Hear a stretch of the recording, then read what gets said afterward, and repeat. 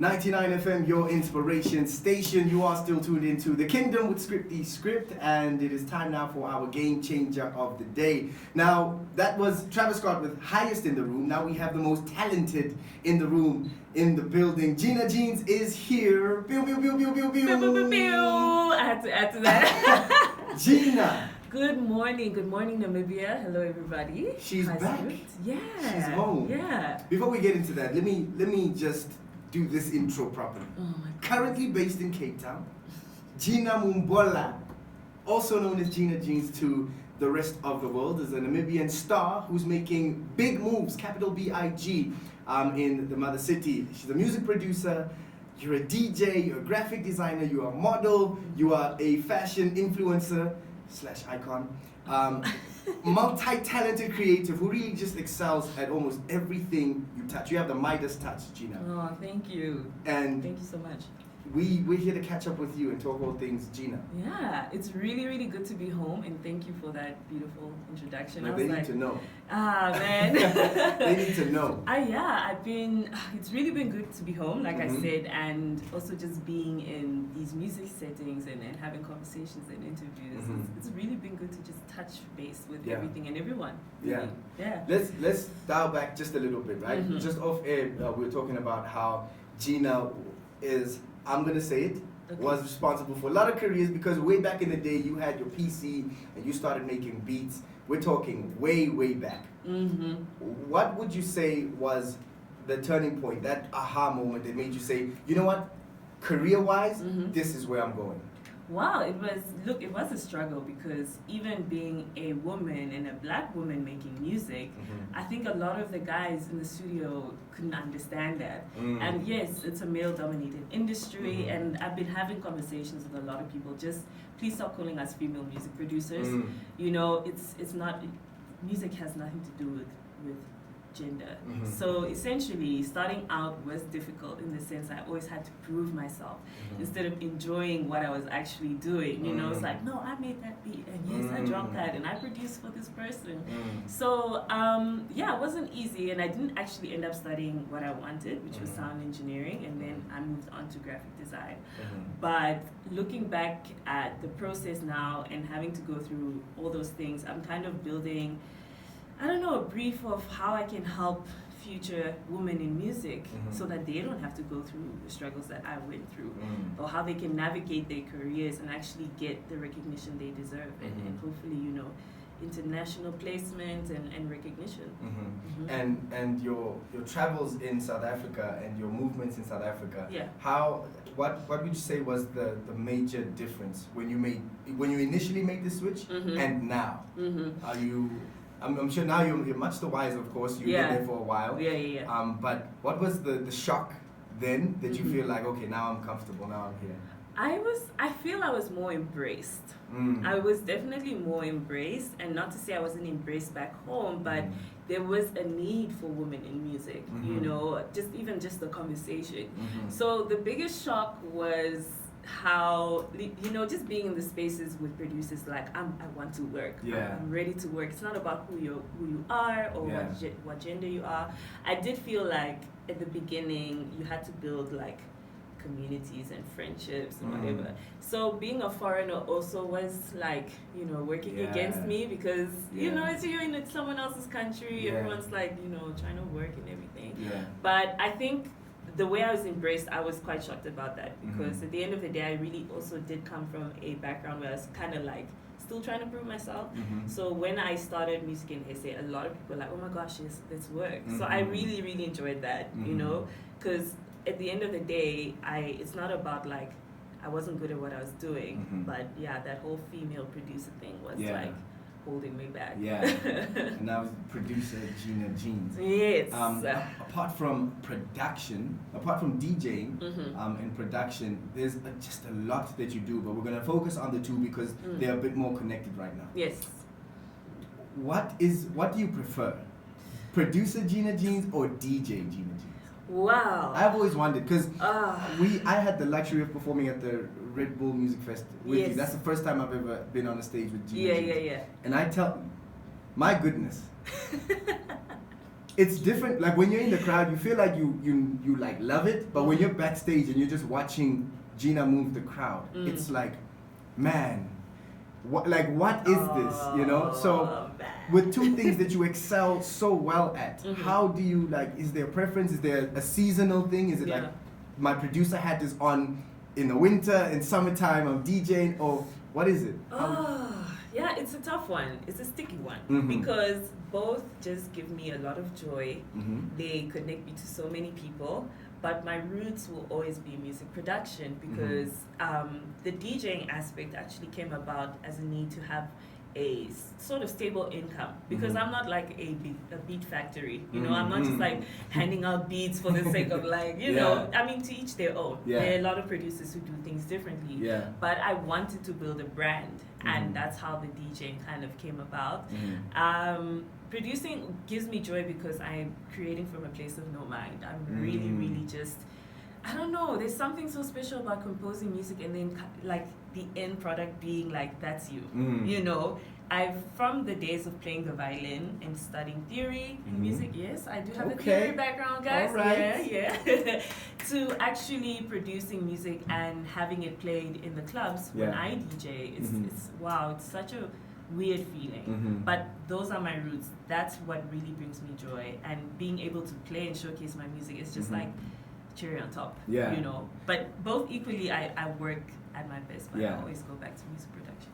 Okay, because the DJing came as a byproduct of the production. Exactly. Now, people have to understand that it's not easy. First of all, creating something beautiful out of something that did not exist takes so much soul and energy. Now we have to juggle those two hats that I just mentioned with modeling and all your influencing work. How? What type of energy do you people have that I don't have? What type of water is running in your taps, Gina? Oh, let me tell you something. I think just to summarize it, I've taken full responsibility for my brand and my career. Okay? And I'm only going to speak for myself. I've seen that the music industry is not easy. Financially too, I had to be very realistic with my moves, and therefore I never really stopped dabbling in other things because I am a creative and I can shift between, you know, the music and the graphic design and doing the influencer fashion work because I am a model. I've been modeling for close to 12 years now. So for me, it's using the skill set in everything that I've done up until now and applying it accordingly to either benefit my brand, contribute to a community, or work with new people. So I feel like, look, I don't have everything figured out, but I do really believe in knowing your brand, knowing what you want to bring to the table, not being short-sighted, and obviously like everything, like the jobs that you take also have to speak to what you're trying to do. You know, okay, let me speak in the sense of influencer. If I'm not going to name a brand, a soap brand approaches me, is that conducive to what I'm trying to do? No, I'm a music producer, I'm a fashion girl, I do other things, like it doesn't make sense. So I would turn that down regardless of what kind of money I'm getting because the brands that you associate yourself to also like it's a pyramid you build together, you know, so you have to be very selective of who you work with too and how it contributes to your overall like goals and dreams and future plans. Now, as a creative, Gina, you know, in a world where there's literally nothing new under the sun, the pressures of creating, I mean, people have all types of blocks, and you as a creative that is like, that really you embody the word creativity because you have so many different facets that you use your creativity in. How do you stay inspired and stay motivated? I mean, this look, COVID. And all of that these word things. gets me so gets me anxious. It really did a number on the world and creatives especially. But how do you stay on top of yourself? How do you stay inspired? It's so important to know that when times like these come around, and I'm not trying to be insensitive when I say this, it's like these moments don't last forever. Your creative block's not going to last forever. It's very easy for us to get into a mindset of, oh, I'm not doing good enough, or these people are selling better than me, whatever the case is. But look to your creative process. And if you're doing something, if you keep doing the same thing, expecting different results, change. try something new. And I've seen a lot of creators kind of like feel very shy to do this because they're known for something specific. And will the fans stay around? What's gonna happen? You know, I've had that in my music. I switched from R&B to dubstep to house to electronic funk, and people are like, my goodness, girl, we don't know what's happening here. But every time I've done something different, I've had more people come and join me, you know, and those who have been following me for a while, I said for around, have kind of supported the journey. An artist needs to grow. An artist needs to grow. You cannot stay stuck doing the same thing, and it's not easy, guys. I'm not here to say like, oh, I've done this, I figured it out. Even for me, as just being a woman, I'm still trying to figure out a lot of the things and how I want to contribute to my community, like I was saying. So you have to try and do something different, guys. It really is just that simple sometimes. I think you're the perfect example for someone that is starting out, especially at a time like this, like COVID.